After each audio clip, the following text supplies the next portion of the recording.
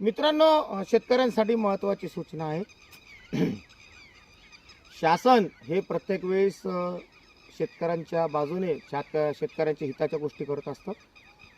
पण शेतकरी कसे ओळखाव आणि त्यांचा फायदा कसा व्हावा त्या अनुषंगाने महाराष्ट्र शासनाने यंदापासून ID फार्मरी शेतकऱ्यांचा फार्मर ID ही कंपल्सरी एक गोष्ट केलेली आहे. म्हणजे आता शेतकऱ्यांचं 2025मध्ये भरपूर प्रमाणात नुकसान झालेलं आहे आणि नुकसान झालेलं नसलं तरी ज्यावेळेस शेतकऱ्यांसाठी अनुदान येतं किंवा नुकसानग्रस्ताचे पैसे येतात, तर अशा वेळेस शेतकरी जेव्हा आपला हा ऑनलाईन नोंदणी करतो, पण त्यावेळेस त्यांनी फार्मर ID नोंदणी क्रमांक नोंदवणे जरुरी आहे. महाराष्ट्र शासनाने यंदा 2025पासून फार्मर ID सक्तीची केलेली आहे.